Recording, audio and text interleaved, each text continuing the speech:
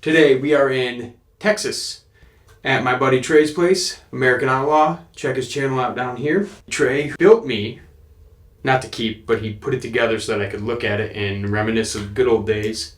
The Daniel Defense Mark 18, the same gun that I carried in the Navy. Start at the front here. We have the Surefire RC2 with their detached system that everybody either loves or hates.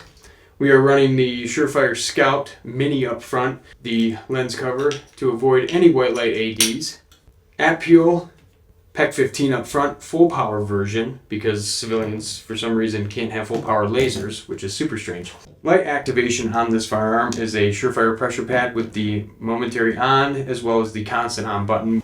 On this specific model, it's a little bit of an upgrade from what I used to use. We have the Unity button mount here, which rests really nice where my thumb's gonna go here. I can just get good push there, and if I'm not using it, get that thumb out in front. That's how I always like to run them.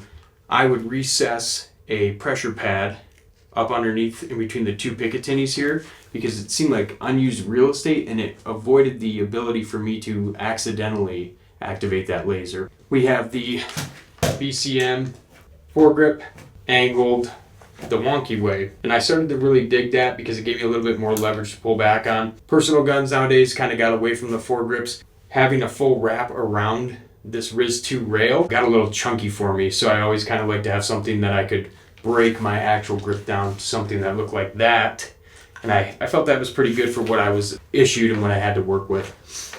Back on the top, EOTech EXPS 3-0. I like this optic. I always did. I thought it was durable, useful, got to know it pretty well. Only thing I didn't like about it as I started getting into risers was how low it sat, so then ended up buying the Unity riser my last workup and thought that it was a really good setup for the way I personally wanted to run it.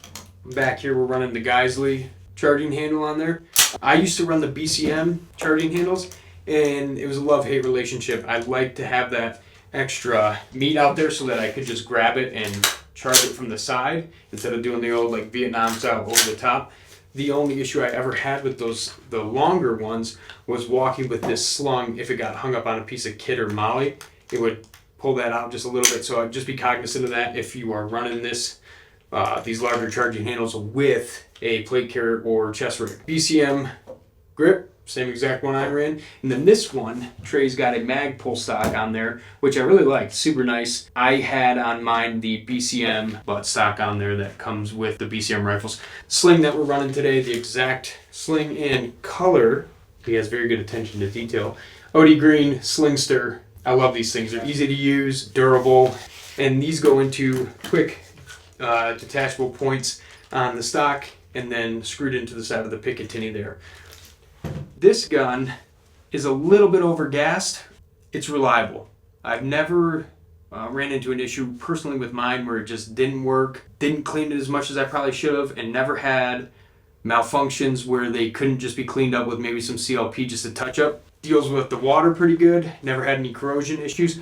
The only pieces of the gun, honestly, that I ever saw any corrosion on coming in and out of the water a lot was aftermarket parts. But the gun itself never had any rust issues on it. So this is what I ran.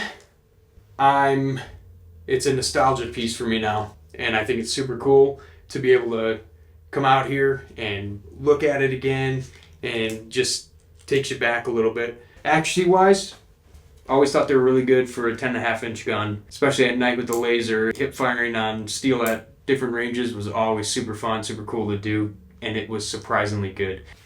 So Trey has created his own time machine for me, so I want to thank him for putting it together. It's really cool to actually see this thing again. Super awesome. That is the Daniel Defense Mark 18 from front to back, and I'm excited to get out and shoot it. That's your Morty Minute.